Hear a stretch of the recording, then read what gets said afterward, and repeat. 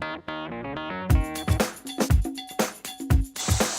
this is James Bender with Waypoint Survival, and today I want to talk to you about the characteristics of a good survival knife. This is the knife that I designed and made, and it is the Big Brother Bushcraft blade. It is a leather sheath with a kydex insert, and it hangs on what's called a dangler loop.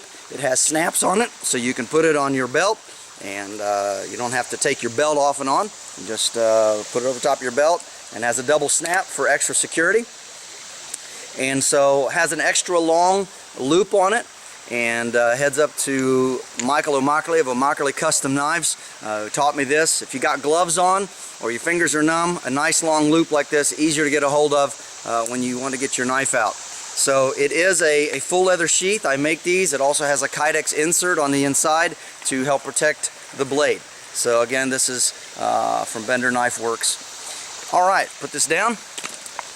All right, what makes a great survival knife? Well, several characteristics. When I was designing this knife, I sat down, of course, with a piece of paper and began to draw out the characteristics, what I consider to be a great survival knife. And so let's talk about it. First of all, lanyard, paracord, and has an adjustable cord lock, so you can put your hand through it. If you're working over water, or if you're skinning, you can adjust this out. Hand goes over it like so.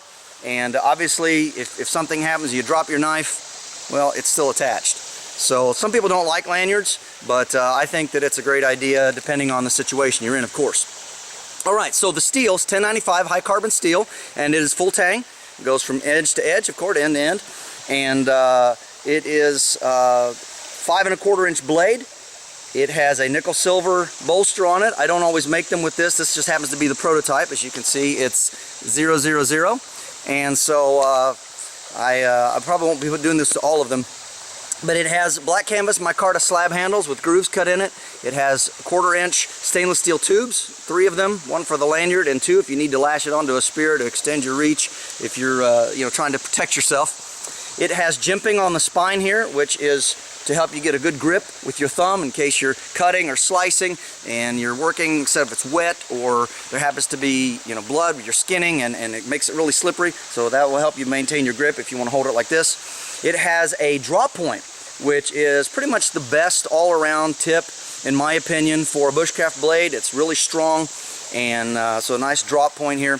And then also it has a convex grind, which starts about halfway up the blade and then just a gentle curve on down to the tip. Maintains a great edge. I've used this knife a bunch for batoning and making fuzz sticks and all sorts of survival tasks. You can also use it to strike flint because it's 1095.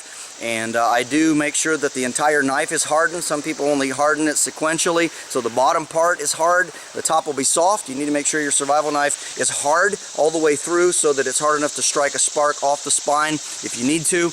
And then of course it's also a 90-degree edge right here so that you can use it on your ferro rod. Again, I don't recommend it for newcomers and children. That's kind of a dangerous situation I talked about in my previous video where you got the edge up and you're scraping. It's probably not the best technique to teach young ones. But anyway, this is my idea of a great survival knife. It works wonderfully. I've had it in a lot of classes and different situations, and it hasn't failed me. It's done everything I designed it to do. So thanks for watching. This is James Bender with Waypoint Survival.